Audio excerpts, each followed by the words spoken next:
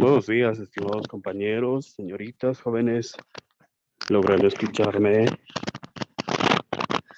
Sí, doctor, se lo escucha. Muy bien, muchas gracias, Edith.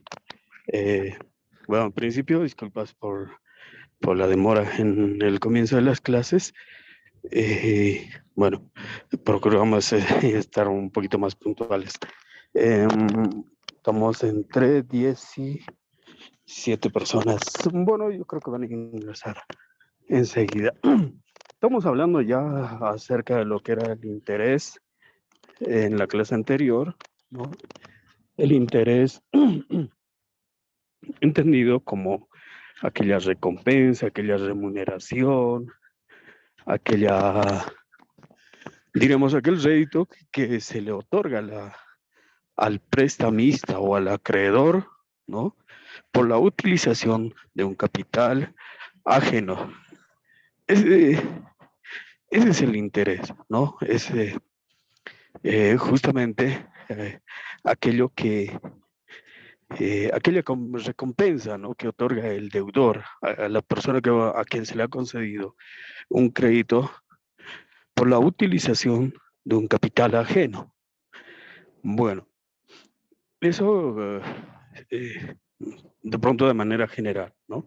Y hemos hablado también de que existen dos tipos de intereses reconocidos en nuestro país. En otras legislaciones inclusive se habla de algunas otras formas de interés.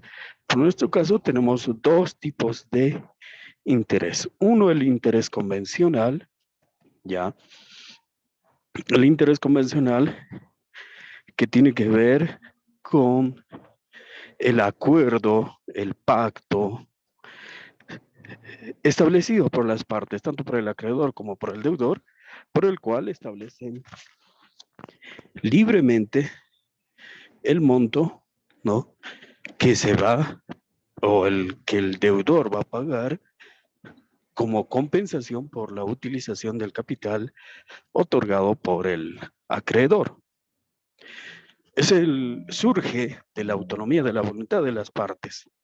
Es decir, que en aplicación de la libertad contractual, las partes pueden convenir libremente el interés que deberá pagar el deudor por la utilización de ese capital otorgado por el acreedor. Estos intereses convencionales pueden ir incluso desde sumas tan simbólicas como el 0,2 punto por ciento, el 0,5%, el 1%, el 2%, el 3% como máximo, ¿no?, de manera mensual. En eso consiste la libertad contractual, en el que ambas partes de manera libre, voluntaria, establezcan, ¿no?, el interés que va a pagar el deudor. Ahora, hay otro tipo de interés reconocido en nuestra legislación y ese tipo de interés es el interés legal. El interés legal, estimados compañeros, como bien sabemos, es aquel fijado o establecido por la ley, en este caso por el Código Civil, que señala que es el 6%, pero de manera anual. De manera anual. En el caso del interés convencional, obviamente se puede fijar tanto de manera mensual como de manera anual. Por eso es de libre convenio, de libre acuerdo entre las partes contratantes.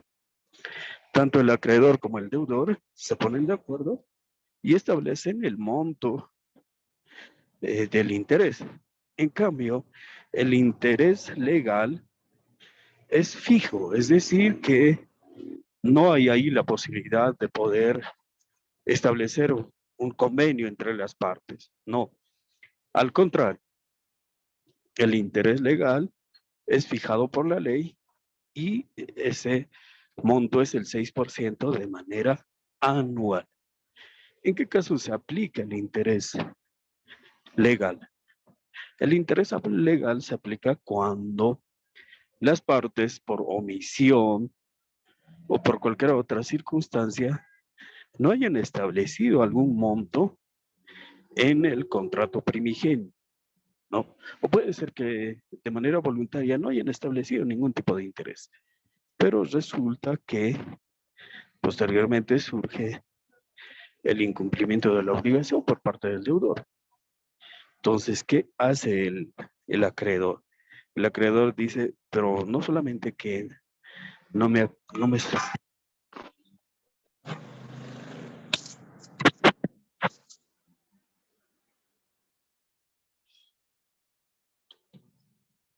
bueno, o sea,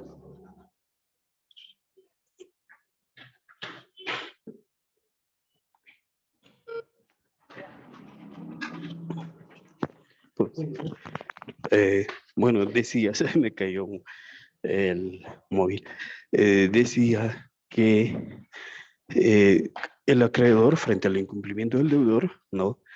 Se ve severamente perjudicado porque, por un lado, no le están devolviendo el crédito, ¿no? No le están devolviendo el crédito. Y no solamente que no le devuelven el crédito, sino que tampoco está percibiendo ningún interés. No está percibiendo ningún interés.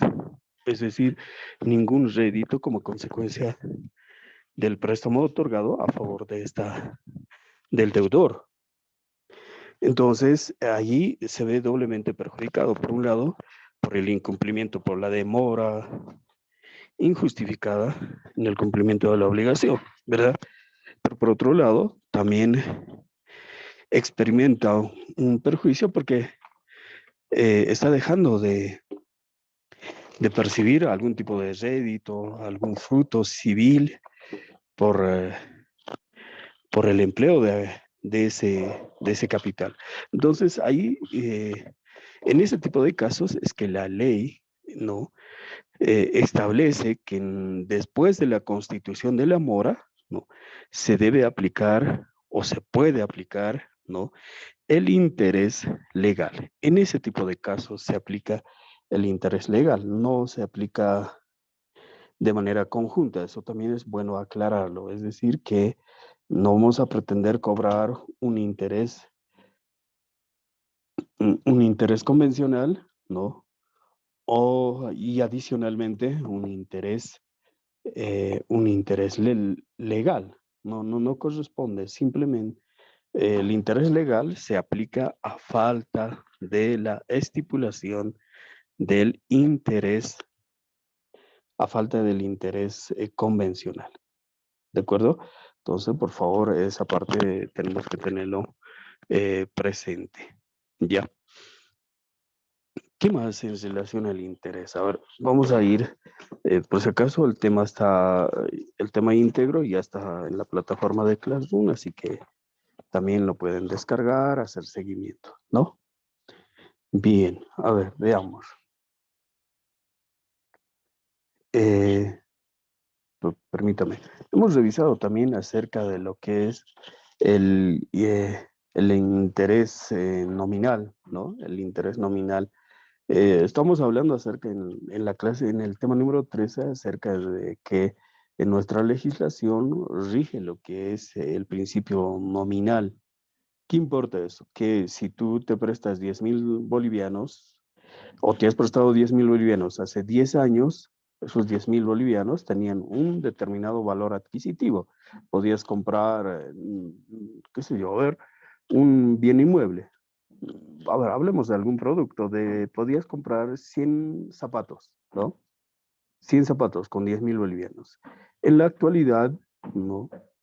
Ese monto, esos 10,000 bolivianos te van a permitir comprar tal vez 10 zapatos o no sé, o 20 zapatos, 20 pares de zapatos. Ha perdido el valor adquisitivo, ¿no? al momento de la otorgación del crédito. Entonces, ahí, en el caso de lo que es el principio nominal, decimos que el deudor se libera de la obligación pagando el mismo monto que se le ha otorgado como préstamo, ¿no? Entonces, y en el caso del interés, de igual manera, es decir, solamente pagará pues el interés que se ha convenido en aquella oportunidad, sin el mantenimiento del valor, ¿no? ¿Qué más hemos hablado? A ver, mientras ingresan sus compañeros. Por un lado, hemos hablado acerca de lo que son las características. Bueno, ahí habíamos quedado, ¿no? ¿Cuáles son las características del interés? Por un lado, su carácter de accesoriedad, ¿no? Es decir, el interés es accesorio a lo principal. ¿Cuál es la obligación principal? De pagar 10.000 bolivianos. Y como las partes han acordado libremente el pago de un determinado canon permítame un segundito, por favor.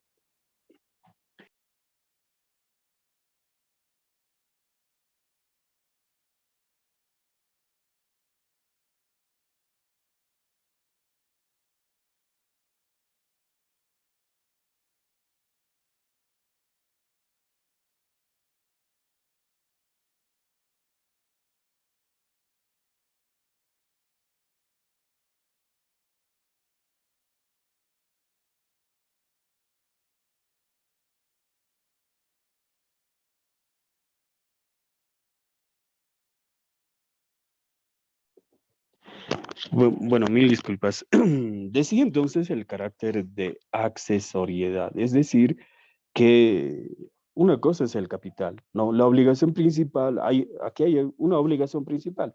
Esa obligación principal es la de pagar el monto de la deuda, ¿no? ¿Cuál es el monto de la deuda? El monto de la deuda es, por decir, pagar 10.000 bolivianos. Y como las partes de manera libre y voluntaria han acordado el pago de un interés del 2% de manera mensual, entonces ahí hay una obligación principal, ¿no? 10.000 bolivianos y una obligación accesoria que va a surgir del cómputo o de la suma de ese 2% que han acordado las partes, de tal manera que eh, ahí estamos hablando 10.000 bolivianos como capital, y si fuera el 2% de manera mensual, estuviéramos hablando, a ver, al mes tenemos 20 bolivianos por cada 1.000, tenemos 20, 10.000, bueno, 100 bolivianos, estoy en lo correcto, 100 bolivianos de manera mensual, ¿no? Por esos 10.000 bolivianos, sí, estamos bien, ¿no?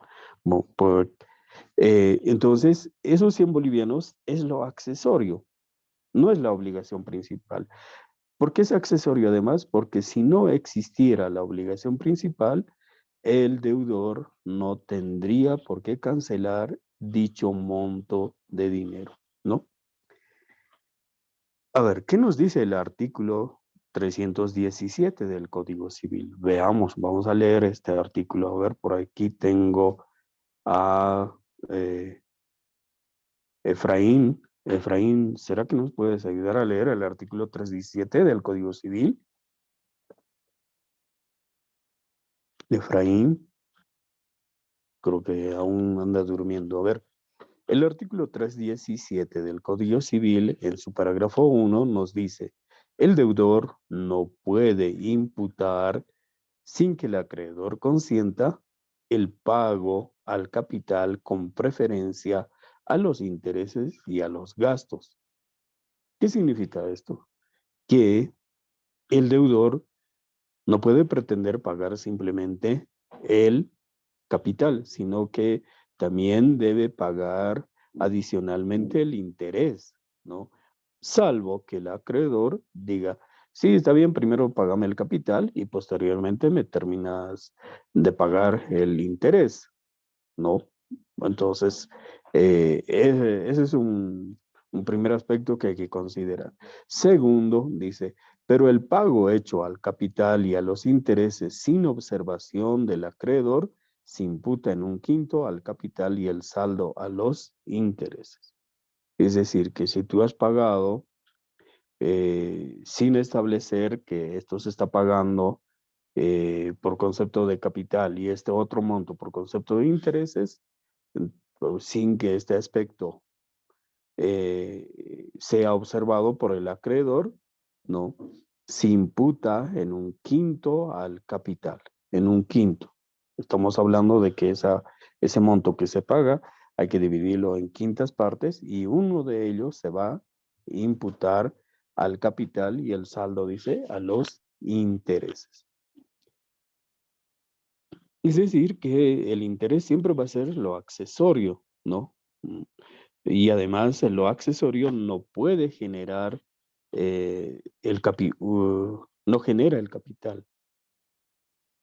No puede generar además un nuevo interés, porque ese interés, reitero, estimados compañeros, ha surgido ¿de qué? Ha surgido de la existencia de esa obligación. Si no existiera la obligación de devolver esos 10.000 bolivianos, tampoco existiría, ¿no?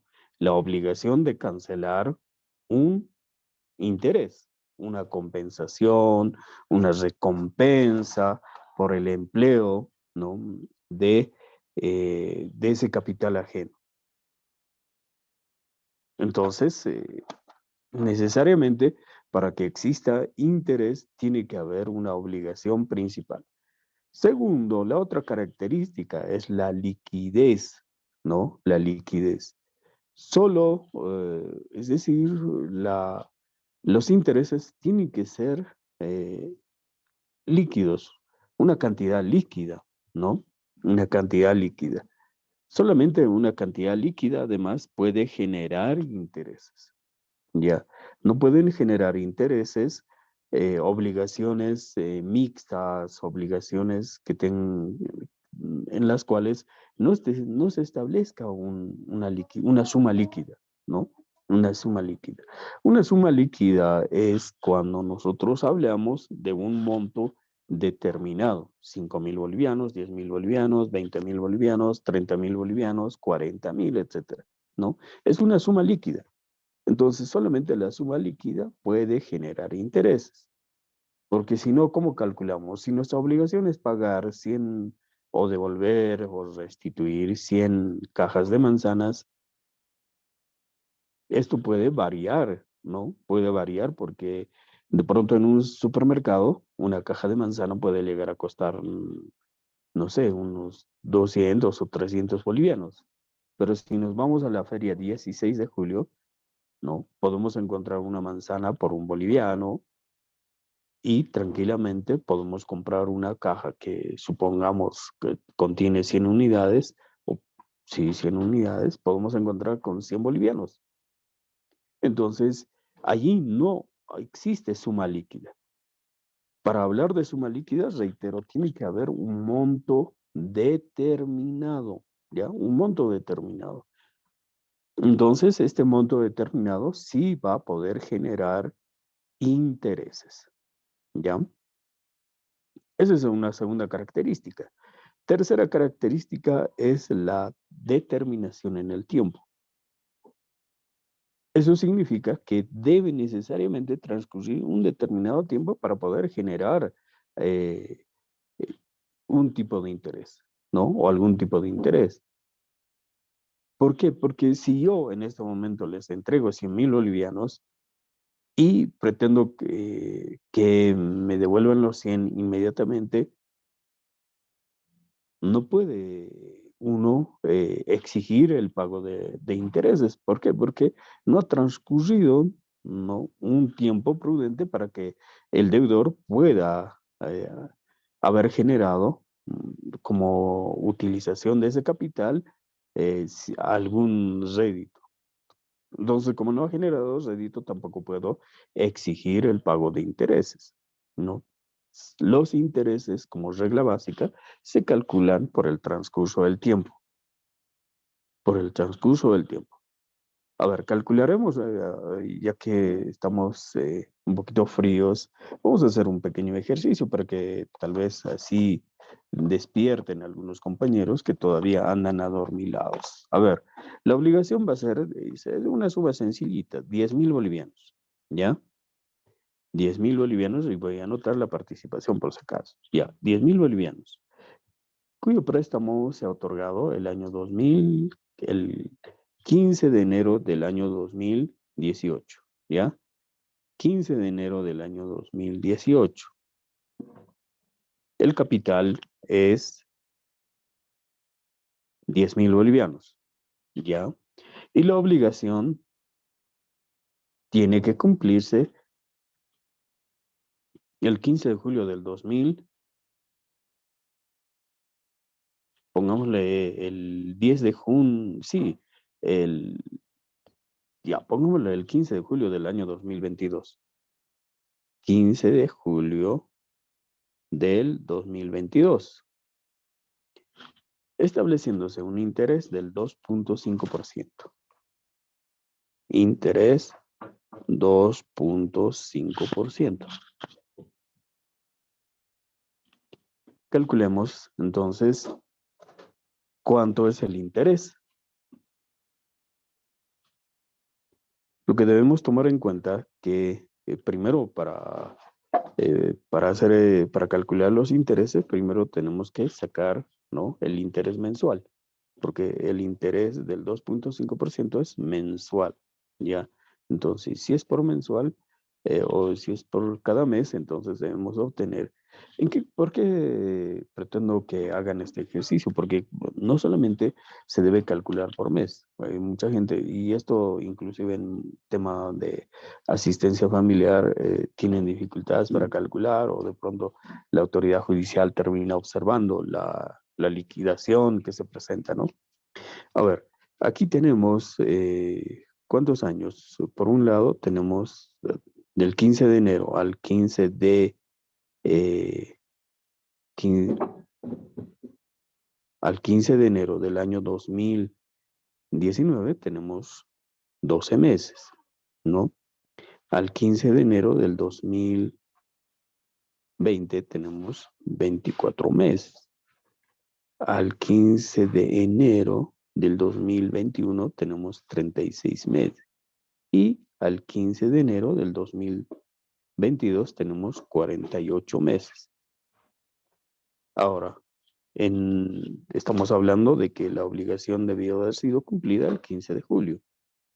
Entonces ahí tenemos febrero, marzo, abril, mayo, junio, julio. Adicionalmente tenemos otros 6 meses. En total estamos hablando de 54 meses, ¿no? Como tenemos 54 meses, debemos calcular primero por mes. De 10.000 bolivianos, el interés al 2.5%, ¿cuánto sale? 250, doctor. 250, doctor. 250 bolivianos, ¿no? Ujú. Y por los Estos 54 meses saldría 13.500. 13.500, ¿no? Ahora, no solamente es eso, ¿no? Porque tenemos que calcular del 15, hoy estamos, a ver, hoy estamos 29, ¿verdad? Perdón, un segundito, a ver, vamos a ver el calendario, sí, estamos a 29 de julio. Entonces tenemos del 15 que debió haberse cumplido la obligación, han transcurrido otros, ¿cuántos días? Han transcurrido 14 días, ¿verdad? 14 días, tenemos 14 días hábiles. Entonces, estos 250, ¿no? Debemos dividir en 10, en 30 días. ¿Por qué se utiliza esta regla de 30 días? ¿O por qué dividimos? Porque hay algunos meses que tienen 30, otros como febrero 28. Entonces es un parámetro general, ¿no?, que la doctrina ha establecido. Pero alguien podría decir, pero hay otros días, hay otros meses que no tienen 31 días. No, es un parámetro general. Siempre se calcula por 30, ¿no? Por 30 días. Entonces, estos 250 que representan un mes, tenemos que dividir entre 30, ¿no? Entre 30. ¿Ya? ¿Cuánto sale? A 8,33 centavos, doctor. 8,33 centavos. Ahora, estos 8,33, ¿por cuánto tenemos que multiplicar? Restarían 14 días más, doctor. Serían 100. Por 14. ¿Cuánto sale? 116,67 centavos. 116,17 centavos, ¿no? Con 67, doctor. Ah, ya, perdón. Gracias. 116,67 centavos.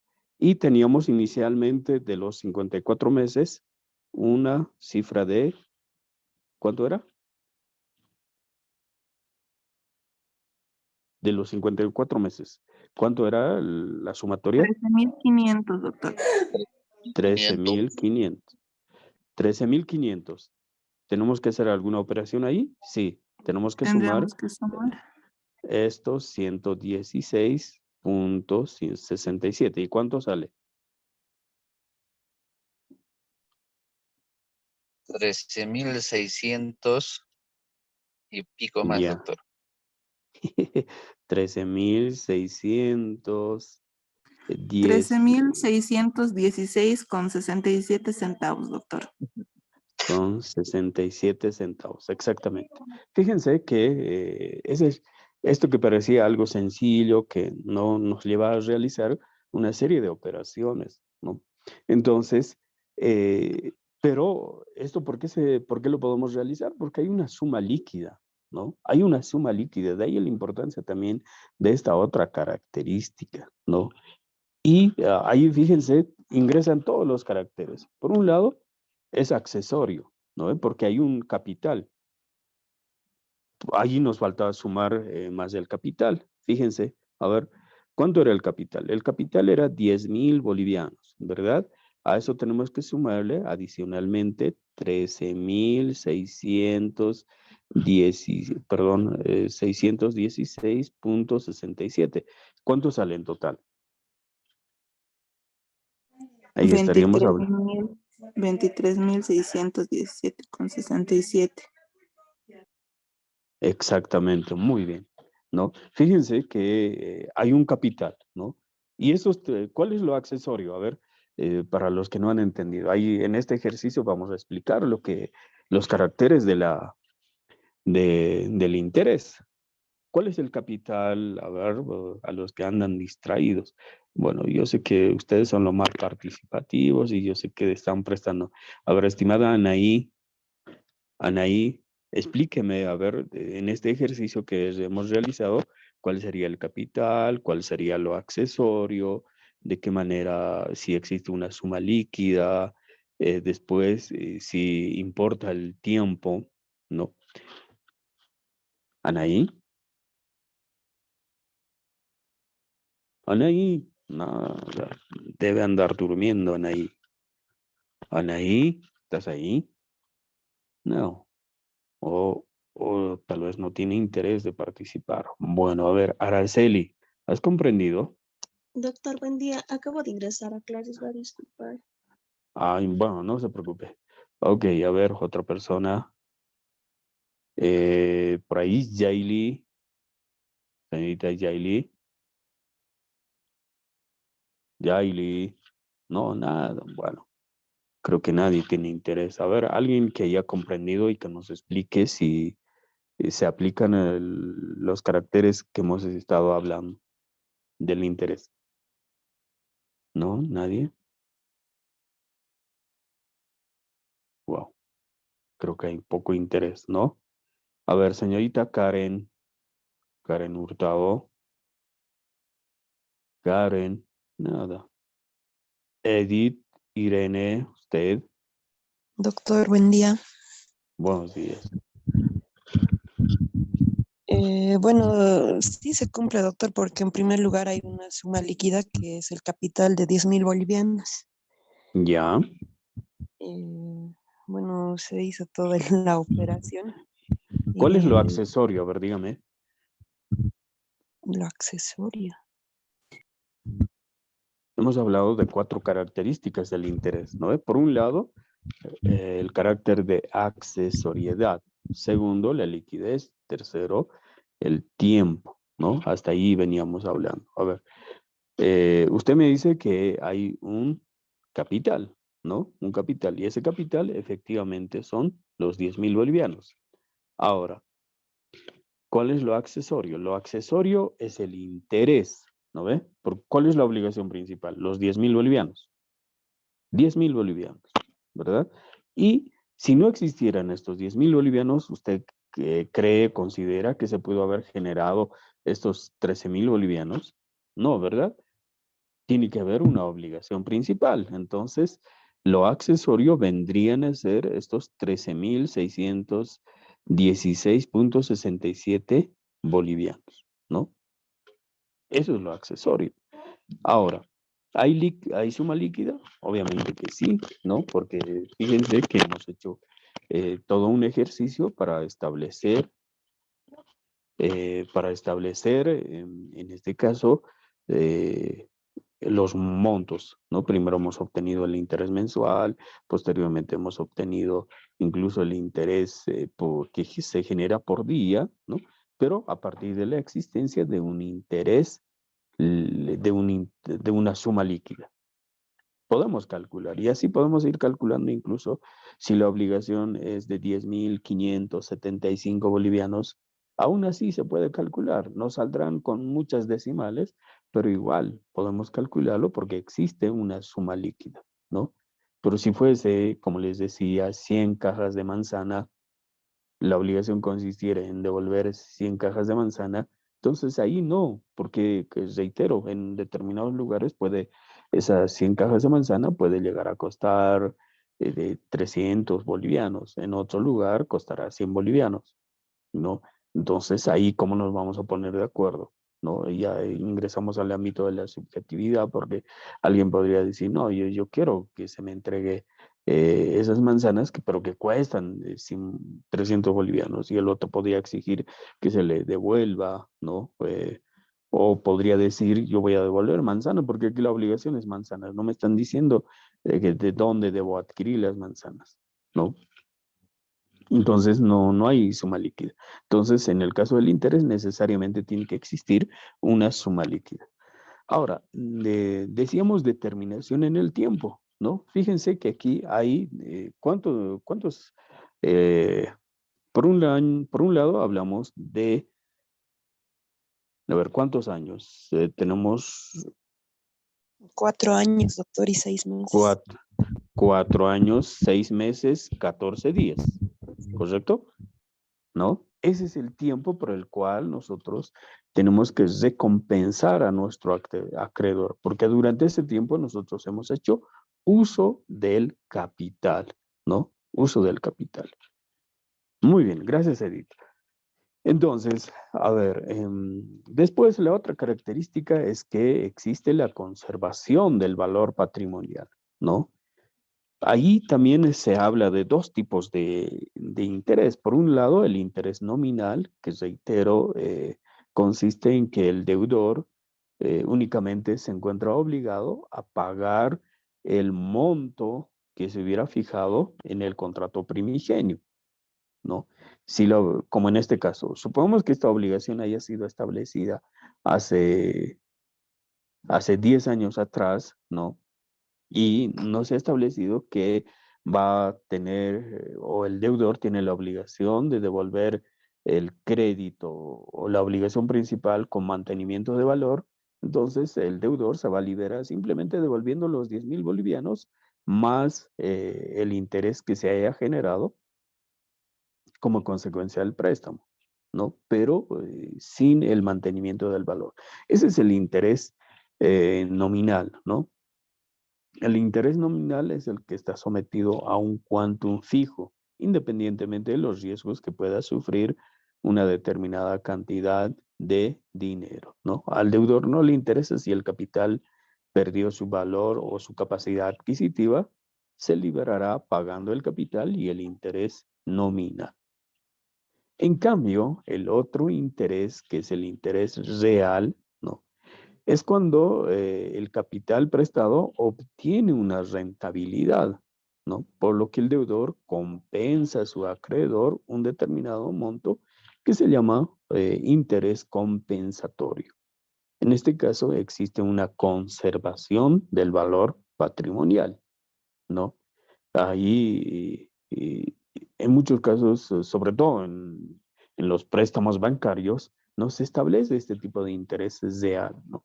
Incluso algunos le ponen algunas otras, algunos otros tipos de obligaciones para el deudor, ¿no? Cotas de mantenimiento, cotas de indexación, etcétera, etcétera, que no, ya no son los 1.9% que te ha prestado, porque en teoría, si el banco te presta 50.000 bolivianos y dices, con un interés del 1.9% o del 1.7%, tú dices, wow, está bien, ¿no? Porque solamente voy a pagar el 1.7%. Pero resulta que ese 1.7% a ese 1.7% se le van agregando el valor de mantenimiento, el valor de el seguro de muerte, etcétera, te terminan cobrando casi del 2.5%. Entonces, ahí también, de eso vamos a hablar enseguida, hay una forma de usura de parte de las entidades financieras, ¿no? Pero para que tengan idea, el interés real es eso, ¿no? Cuando el deudor, ¿no? Otorga una especie de compensación al acreedor y devuelve con la conservación del valor patrimonial. Es decir, esos 10.000 bolivianos que hace 10 años equivalía a que tú podrías comprar, no sé, 100 cajas de, 100 cajas de, mm, no sé, de conservantes. En la actualidad, bueno, compras, no sé, simplemente 50, entonces el deudor tiene que pagar el equivalente al costo de esas 100 cajas, ¿no? Muy bien. Ahora, la otra característica para ir avanzando es que el pago del interés tiene que cumplirse necesariamente en dinero, porque estamos hablando de obligaciones pecuniarias, ¿no? El interés, solamente las obligaciones pecuniarias generan interés, ¿no? Después, ¿cómo se determina el monto? ¿De qué manera nosotros calculamos ese monto? El interés se fija en razón del índice que se denomina tasa, ¿no? Tasa. La tasa es el porcentaje convencional o legal que se fija, ¿no? En una unidad matemática. Y esa unidad es que determina el valor del interés. ¿Ya? A ver, vamos a ver las diferentes tasas o intereses que se establecen, ¿no? A ver, por un lado tenemos la tasa convencional o el interés convencional, reitero. Surge de la autonomía de la voluntad de las partes, ¿no? Acreedor, deudor. Pues, a ver, aquí tenemos a Rocío o a Daisy. Estimada Daisy, ¿será que nos puedes leer el artículo 409 del Código Civil, por favor? Daisy, no. Bueno, a que quieran Doctor, buenos interactuar. días. Sí, buenos días, por favor. ¿Puede leerme el 409? Está bien, doctor. En un momento estoy buscando. Sí, adelante.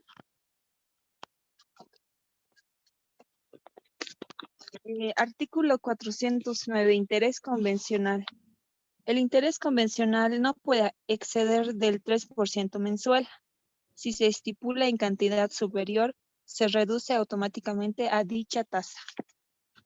Muy bien, gracias, Daisy. ¿Qué dice ahí? El interés, bueno, aquí en teoría nos hablan de tasa convencional, ¿no? Pero nosotros a esto de la tasa convencional nos vamos a referir como interés convencional.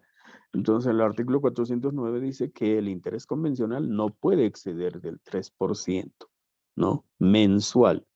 si se estipula una cantidad mayor, se reduce automáticamente a dicha tasa, ¿no? Si en el contrato establece, por decir, 5, 6, 7% de interés mensual, entonces, ¿qué dice la ley? Hay que aplicar lo que dice el 409. Hay que reducir automáticamente eh, al 3%, al 3%. Entonces, si te demandasen, ¿no? En un proceso ejecutivo, ¿no? De cumplimiento de obligación pecuniaria, entonces tú dices que únicamente se adeuda una X cantidad. Obviamente la autoridad judicial tendría que percatarse de esta situación, pero a veces por la recargada labor, etcétera, etcétera, pueden, no sé, obviar, ¿no? O dejar pasar esto. Entonces, allí ustedes como abogados de la parte ejecutada tienen que cuestionar, ¿no? Poner en conocimiento de la autoridad judicial que según la ley, según el Código Civil en su artículo 409, ¿no? El interés máximo convenido por las partes debe alcanzar únicamente al 3%. Ahora, ¿qué nos dice el 411? Estimada Daisy, por favor, te voy a pedir una vez más que nos puedas leer este artículo.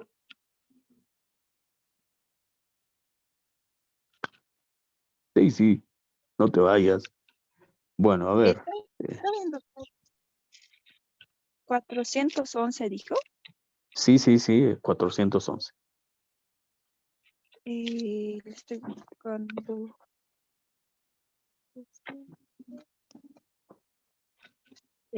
Artículo 411. Estipulación del interés. El interés convencional se estipula por escrito, cualquiera sea la cantidad principal sobre la que deba aplicarse. En caso diverso y siempre que no fuere de otra manera reconocido, se aplicará el interés legal. Ajá, muy bien, gracias Daisy. ¿Qué nos quiere decir? Que no podemos pretender cobrar nosotros intereses, ¿no? De decir, pero nos hemos puesto de acuerdo, ¿te acuerdas que en la oficina de la doctora Daisy hemos quedado en que tú me ibas a pagar 2% de interés? No, no existe el que hemos quedado. Sí, puede ser cierto que se hayan puesto de acuerdo para pagar un interés del 2%, pero si no está escrito, no se aplica. ¿No? Una vez yo tuve una discusión en mi oficina, bueno, entre las partes contratantes, no conmigo, ¿no? Entonces ellos decían, la señora me debe 55,000 bolivianos. Estaban sumándole más los intereses. Pero la otra señora decía, hemos quedado en 2,5%, tú tenías que pagarme ese monto. Y la otra decía, pero no, hemos quedado, doña María, que era 1%. Y esa discusión, entonces, pero revisando el documento no establecía ningún monto, ¿no? Y decía en una parte de manera ambigua, los intereses serán acordados de mutuo acuerdo, ¿no? Al no existir mutuo acuerdo, ¿cuál es la regla que debo aplicar? A ver, ¿alguien me puede decir? En ese caso, concreto. ¿Qué regla debo aplicar? El interés legal, doctor. Exactamente, el interés Doctor, legal. buen día. Sí, Adela. Buenos Sí, días. doctor, interés legal de 3%, doctor. Eso sería establecido legalmente. No. René, estamos confundiendo. A ver, Ya, en ese caso, estimado René, no te sientas mal, está bien. La, siempre vamos ¿no? A veces podemos incurrir en error de apreciación y eso es natural, es normal, todos los seres humanos cometemos. A ver, escuchen bien el ejemplo. Dice, hay estas dos señoras, a ver, este ejemplo real, concreto. Ellas eran amigas, ¿no? Y siguen siendo amigas, ¿no? Solo que la discordia surgió en determinar cuánto es el monto de interés que la deudora iba a pagar a la acreedora. Entonces, ¿qué pasó?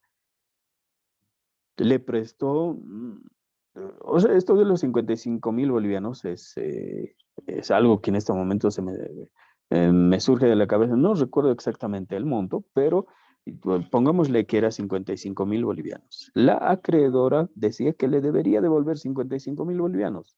Y la deudora decía, pero doña María, hemos quedado que era 1%, ¿no? Y haciendo mis cálculos, yo te debería devolver 47.000 bolivianos, ¿no? Entonces había una diferencia aproximadamente de 8.000 bolivianos o 7.000 bolivianos, ¿ya? Entonces, revisado el documento, escuchen bien, revisado el documento, decía que el interés, ¿no? Se iba a acordar de común acuerdo entre las partes. En este caso, no hay común acuerdo. ¿Por qué? Porque una dice que le debe 55.000 más los intereses. La otra dice, yo te debo solamente 47.000 bolivianos. Entonces, no hay común acuerdo. Y como no está escrito en el documento primigenio, ¿qué debemos aplicar? ¿Qué regla debemos aplicar? A ver, estimada Daisy, vamos a recurrir nuevamente a tu gentileza. ¿Nos puedes volver a leer el 411? Y escuchen bien, y ahí está la solución en este tipo de controversias, ¿no? Querida Daisy, por favor, te pido una vez más que nos... Ya. Artículo 411. Estipulación del interés. El interés convencional se estipula por escrito, cualquiera sea la cantidad principal sobre la que deba aplicar. En caso diverso y siempre que no fuere de otra manera reconocido, se aplicará el interés legal. Muchas gracias, querida Daisy. Sí, efectivamente, ¿no? ¿Qué dice entonces? Dice, el interés convencional se estipula por escrito, cualquiera sea la cantidad principal sobre la que deba aplicarse. Dice necesariamente, ¿cuál es la regla ahí? Para poder cobrar intereses, ¿qué es lo que debe existir? Compañeros, Doctor, que esté estipulado en el documento. Y que al no, esté escrito, ¿no? sí, Que esté escrito. y al no estar escrito, entonces se aplicaría el interés legal, que es el 6%. El 6% anual. Esa es la manera. Yo recuerdo que estas señoras, no sé si se continuaran siendo amigas, pero tuvimos que solucionar de esa manera. Al no existir el acuerdo, ¿no? Mutuo entre las partes, entonces debemos aplicar la regla del 411 en su última parte. En caso diverso y siempre que no fuere de otra manera reconocido, se aplicará el interés legal. Y el interés legal es el 6%, ¿no? Justamente de eso nos habla la otra forma de interés. Tasa legal, dice, ¿no? Edith, ¿nos puedes leer el 414, por favor? Sí, doctor. 414, ¿verdad? Ujú. Artículo 414, interés legal. El interés legal es del 6% anual, rige a falta del convencional desde el día de la moda. Ajá, aquí hay una regla también, ¿no? Si no se ha establecido un interés entre las partes, porque eso ocurre a veces, ¿no? Tú le prestas dinero a tu hermano, a tu primo, a tu cuñado, y lo haces porque tal vez lo aprecias, lo estimas, eh, o existe una relación de familiaridad, o porque en anterior oportunidad esa persona te había otorgado también a ti un préstamo, entonces como una forma de retribución dices, ya te presto, y no acuerda ningún interés, ¿no? Pero sí se ha establecido el tiempo de devolución, por decir, para 2 años, 1 año. Entonces, pasa ese año, pasa el otro año, y pasan tal vez algún otro tiempo, ¿no? Y resulta que el deudor no cumple con la obligación. Entonces, ¿qué es lo que debemos hacer allí? Hugo, ¿se acuerda qué tenemos que hacer en ese tipo de casos? Hugo, bueno, creo que no está en clases. A ver, ¿qué debemos hacer? Para la pregunta para todos, para cualquiera. A ver, ¿qué es lo que se hace en ese tipo de casos? Si existe el incumplimiento por parte de la deudora y nosotros queremos que ese nuestro dinero pueda generar algún tipo de interés. ¿qué debemos hacer? Lo primero, constituir en mora a nuestro deudor, ¿no? Constituir. Por eso acabamos de leer el 414, dice, el interés legal es del 6% anual, ¿no? Rige a falta del convencional, es decir, rige porque las partes no se han puesto de acuerdo voluntariamente en establecer el interés. ¿Y desde cuándo va a empezar a correr? Compañeros, despierten. Nada. ¿Desde cuándo empieza a correr? Acabo de decir, desde el momento de la constitución de la mora. ¿Se acuerdan que ustedes han hecho un memorial, ¿no? Dirigido a la autoridad judicial, por el cual han pedido que se constituya en mora? Sí. Entonces el juez, mediante una resolución, ha constituido en mora al deudor. Entonces, desde ese momento, nosotros tenemos derecho de cobrar el 6% anual, ¿no? Desde ese momento. Y no por el simple hecho de que por el simple hecho que haya vencido la obligación, ¿no? Entonces, de esa manera, por favor, ¿no? He entendido eso, ¿no? Esos son los dos tipos de interés más comunes en nuestro país, pero hay otros tipos de interés. Por eso les decía que a veces las entidades financieras te terminan aplicando algunos intereses que de pronto pasan desapercibidos a nuestro buen entender. Por ejemplo, hablamos de la tasa activa. ¿Qué es la tasa activa? Es el porcentaje que cobra el sistema financiero por prestar dinero de distintas operaciones, ¿no? El banco nunca pierde, ¿no? El banco siempre va a pretender sacar ventajas, réditos, de una u otra forma. A veces te presentan de manera muy llamativa a través de campañas en los diferentes medios de comunicación, ¿no? Y te dicen préstamos, no sé, al 0,7%. Wow, 0,7%. Pareciera eh, eh, eh, mm, de pronto eh, un interés muy conveniente, ¿no? Para poder realizar algún préstamo y poder generar, digamos, réditos.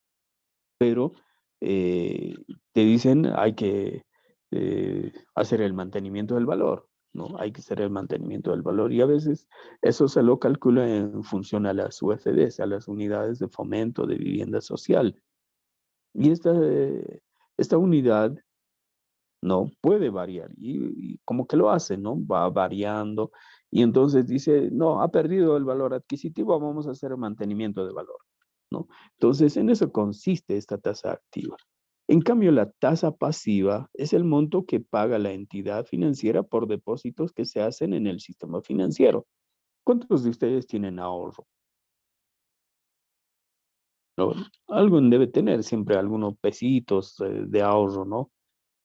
De pronto te pagan tu sueldo y tú no los recoges. Y si bien esto no es un ahorro, pero es una cuenta corriente, entonces tu dinero está ahí. Pero a veces algunos dicen, ya, dejaré mi dinero porque no me siento seguro. Mi colchón, a veces de mi colchón se pierde o se pierde de mi casa porque tengo varias personas viviendo en mi casa y bueno, siento que se pierde el dinero. Entonces, que optan por dejar el dinero en la entidad financiera, ¿no? En una entidad financiera. Entonces, a eso se llama tasa pasiva o interés pasivo. Es decir, que el banco utiliza tu dinero, ¿no? para prestar a otras personas y con tu dinero está generando interés, percibes réditos. Pero a diferencia de lo que hace el banco, porque el banco te presta al 1%, al 2%, 2,5%, etcétera, ¿no? Ahí lo que ocurre es que el banco no te paga el mismo monto que ellos te cobran, ¿no? Utilizan tu dinero, pero te pagan un menor monto. A esto se llama tasa pasiva. ¿no? El artículo 405 nos habla de eso justamente y dice, se salvan las regulaciones que rijan la tasa de interés bancario o para créditos especiales, quedando sin embargo subsistente a los bancos y otras instituciones las demás disposiciones del presente capítulo. Es decir, que tampoco el banco te puede prestar más allá del 3%, ¿no? Más allá del 3%. Pero dice, se salvan las regulaciones y por eso que este artículo, el 415, es muy utilizado por los bancos, ¿no? Nominalmente o en teoría te dicen con un interés del 1%, ¿no? Pero ahí te aplican, reitero, lo que es el seguro de vida, te aplican el índice de mantenimiento de valor, índice de index, una serie de que terminan en los hechos o en la práctica incrementando, ese 1% termina convirtiéndose en muchos casos en 1.3%, ¿no? Un monto mayor al que inicialmente crees que estás pagando. Vamos al otro tipo de interés. Hablamos de la tasa referencial, ¿no? Existe la tasa referencial, que es una tasa variable según el tipo de operación que se trate, ¿no? En muchas oportunidades se hace una serie de transacciones bancarias. Hay gente que se dedica, ¿no? Justamente a mover capitales de una entidad a otra entidad o pagar determinados productos, justamente realizando este tipo de operaciones, ¿no? Entonces, en ese tipo de casos, lo que hace el banco es justamente aplicar eh, esta diferencia. Puede ser que el depósito sea, o de pronto el depósito sea en dólares, ¿no? En dólares estadounidenses.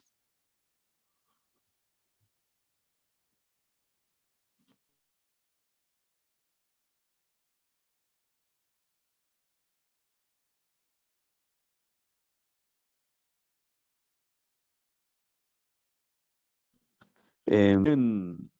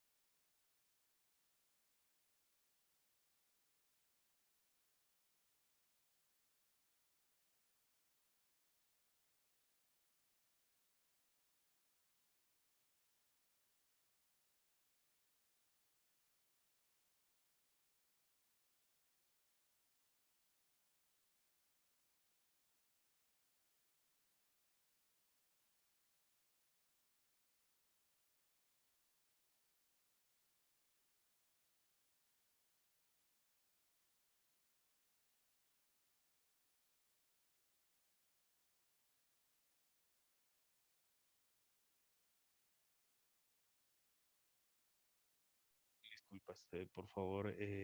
Entonces, eso se refiere a lo que es la tasa diferencial, ¿no? Después la tasa compensatoria, digamos, que es aquella que permite compensar la pérdida del poder adquisitivo las entidades financieras también te terminan cobrando aquello. Después tenemos la tasa moratoria, ¿no? Aquellas que se imponen por el retardo o la tardanza en el cumplimiento de la obligación. Tú tenías que pagar tu cuota mensual cada, eh, por decir, el 5 de cada mes, ¿no? Pero terminas pagando el 7 o el 8. Entonces ahí te aplican un interés moratorio, ya, un interés moratorio que obviamente puede ser, no sé, en 2 o 3 bolivianos, pero en cantidades grandes eso termina siendo, se va multiplicando, ¿no? Entonces ahí es lo complejo. pero esto está permitido por nuestra legislación, ¿no? Es en el caso de las entidades financieras. Ahora, después tenemos la tasa de cambio. Entonces aquí, si tú vas a cambiar $10,000 a una entidad financiera, el banco te paga de pronto el tipo de cambio a 6.96, ¿no? Pero si tú quieres vender tu dólar, ellos te compran con, oh, eh, perdón, si tú quieres comprar dólares, te venden a 6.97. Pero si tú quieres comprar, te venden o te compran a 6.96, ¿no? A eso me refiero, a esta variación, ¿no? Entonces, esa es la tasa de cambio, ¿ya? Después te aplican también lo que es la tasa de inflación. Y la tasa de inflación equivale a ese indicador de variación constante, ¿no? Que es tomado en cuenta por la inflación de bienes y servicios, ¿no? En el mercado. Después tenemos la tasa de interés diferencial. Es la variable para una misma operación tomando en cuenta ciertos y determinados factores en razón, ¿no? A, a, a cuál va a ser el destino del capital, ¿no? Bueno, muchos de ustedes estarán diciendo, pero ¿esto es clase de derecho o es clase de economía? Es parte de la materia. Porque Doctor, si buen no, día. No sí, se le adelante. escucha muy bien. No me lo escuchan bien. Y ya, ok, a ver. ¿Ahora me escuchan? Sí, doctor. Ya, muchas gracias. Entonces, decía, bueno, algunos estarán diciendo, pero no es clase de economía para conocer todas estas, no, es parte del derecho, porque en algún momento cuando tu cliente venga y te diga, ¿no? Eh, Te diga, a ver, doctorita Yuri, ¿sabe qué? Yo me he prestado al 1.7% de este banco. Y resulta que haciendo mis cálculos yo debería pagar solamente 25,000 bolivianos, pero ahora resulta que me están, que debo cancelar 28,000 bolivianos. Quiero saber de dónde ha salido estos otros 3,000 bolivianos, por qué se me está cobrando estos 3,000 bolivianos, ¿no? Entonces ahí como abogados tenemos la obligación de explicar de dónde surgen estos otros intereses, ¿no? O de cómo es que surge, se ha elevado ese interés. Entonces ahí hablamos, por ejemplo, de que tal vez le han cobrado un interés moratorio, le han cobrado una tasa compensatoria, una tasa diferencial, después probablemente la tasa de inflación. Todos estos aspectos, ¿no? Que nosotros o el deudor no se percata al momento de obtener el préstamo, ¿no? Hacen que el deudor en definitiva termine pagando montos mayores a los que inicialmente se haya acordado, ¿no? En eso consiste la importancia del tema. Ahora vamos a pasar a lo que es la tasa de interés preferencial. El Estado, como una política de incentivación al sector productivo, ha establecido el interés preferencial. Es decir, que se va a otorgar con una tasa de interés de por debajo del común, por decir al 0.5% o al 1%, etcétera, ¿no? Para determinados sectores de nuestra población, en este caso sobre todo a los productores, ¿no? Productores agropecuarios, productores textiles, productores azucareros, ¿no? ¿Por qué? Porque estos, de acuerdo al Estado, ¿no? Son un sector productivo que necesitan mover capitales, trabajar con capitales para poder producir los alimentos, ¿no? Entonces ahí es que ahí hablamos de una tasa preferencial, ¿no? Que nos aplica al común de la población. En algunos casos, también por campañas suelen aplicar, ¿no? Pero bueno, es esporádico. Por lo general siempre se otorga a los productores. Después tenemos la tasa de interés diferencial. Es esa variable, les decía, para una misma operación, tomando en cuenta ciertos y determinados factores en razón a qué se va a destinar ese capital, ¿ya? La tasa de interés diferencial es muy alta porque toma unidades de tiempo, ciertos factores, y por eso les decía, termina elevando lo que debe devolver el deudor. Vamos ahora a otro aspecto. Hasta ahí habríamos terminado lo que es el interés como tal, pero ahora vamos a hablar de lo que es la usura. De acuerdo al profesor Villarroel Bustios, dice él, la usura se da cuando una persona convencionalmente recibe por prestar dinero o bienes fungibles un interés superior al legalmente establecido en nuestro país. A ver, tenemos una pequeña dificultad, enseguida lo vamos a solucionar.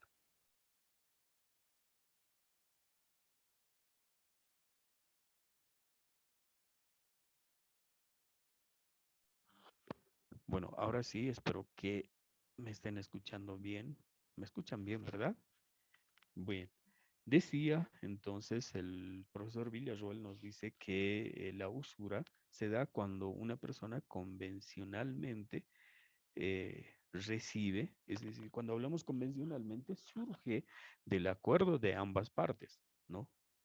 El acreedor y el deudor, ¿no? Se ponen de acuerdo, pero solo que establecen un interés por encima, ¿no? De lo que la ley permite. ¿Cuánto es lo que permite la ley?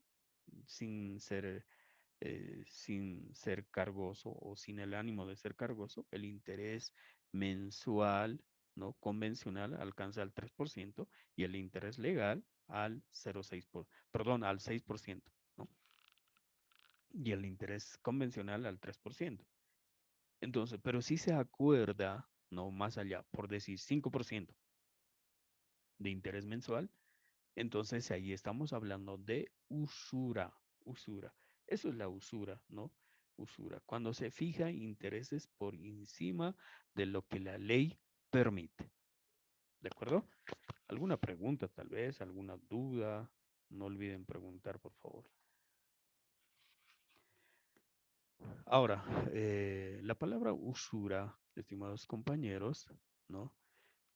Proviene de la voz latina usus, que significa derecho de utilización y goce que uno tiene sobre lo suyo. Y también viene del sufijo ura, actividad o resultado. Entonces, en síntesis, podemos decir que es esa ganancia o intereses que se obtiene por el uso de un capital ajeno, pero que es más allá de lo legalmente establecido por nuestra legislación. La percepción por parte del acreedor sobre un préstamo con un interés mayor al legalmente permitido. Esa es la usura, ¿ya? A ver, leamos lo que dice el artículo 413. ¿Alguien me puede leer el 413, por favor? Doctor, artículo 413, usura, el cobro de intereses convencionales en tasa superior a la máxima legalmente permitida, así como de intereses capitalizados, constituye usura y se halla sujeto a restitución sin perjuicio de las sanciones penales. Muy bien, gracias, señorita. Dice entonces, ¿no? El cobro de intereses convencionales en tasa superior, ¿no? Es decir, ahí está hablando de un primer requisito.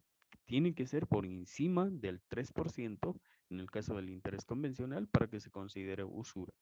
Si es, no sé, de 3% mensual, ahí no existe usura, ¿no? Puede ser que ese interés sea excesivo, ¿no? Porque algunos dicen, y sin pensarlo, firman los contratos de préstamo. Yo veo mucha gente, ¿no? Que a momento de recibir el capital no le interesa o no se percata mucho cuánto significa el 3%.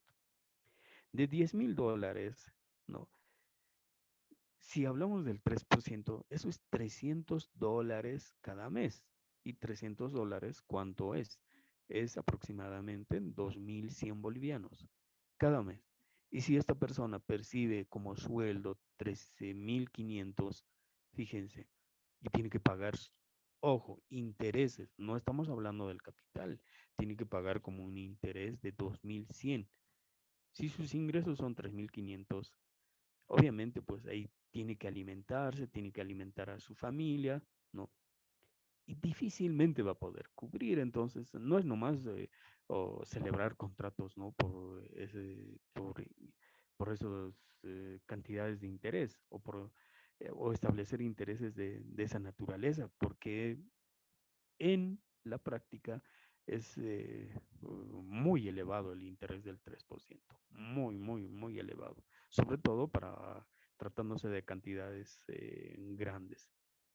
Si hablamos de cantidades pequeñas, obviamente ya podría ser aceptable, pero ya de $100,000 al interés del 3%, estamos hablando de un interés de $3,000 cada mes.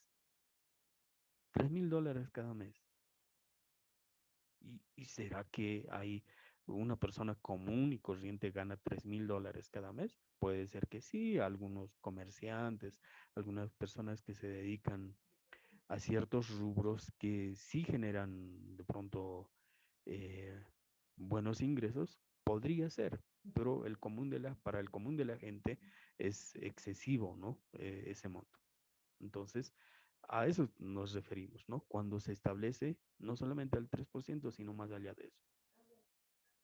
Hay dos clases de usura, estimados compañeros. Por un lado, la usura simple, ¿no? Que es aquella en que de pronto no sobrepasa más allá del 2%, ¿ya? No sobrepasa más allá del 2%. Es decir, puede estar legalmente permitido. Estoy hablando de ¿cuánto es el legalmente permitido? El 3%. Entonces, las partes convienen en que el interés va a ser el 5%. Como hay una diferencia solamente de 2 puntos, ahí se podría hablar de usura simple.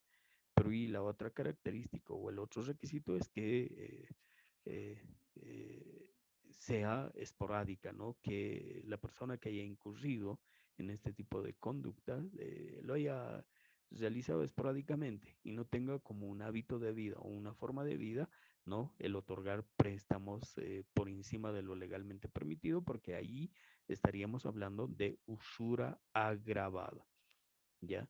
Usura agravada. Ahora, eh, ¿cuáles, eh, ¿cuáles son los efectos de la usura?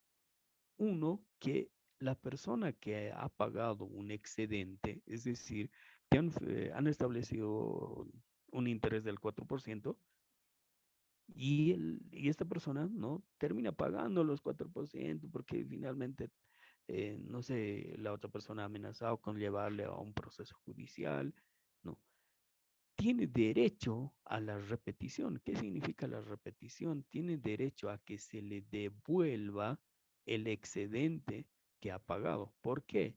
Porque se considera, ¿no?, pago de lo no debido. ¿Se acuerdan que hemos hablado hace algún tiempo atrás? Bueno, sobre todo en primer año o en segundo año en materia de Derecho Civil 1. Hablamos del pago de lo no debido. El pago de lo no debido, no, es aquel monto que el deudor ha pagado cuando no tenía obligación de hacerlo, ¿no? Cuando no tenía obligación de hacerlo. Entonces, ahí tiene derecho a la acción de repetición. ¿Qué es la acción de repetición?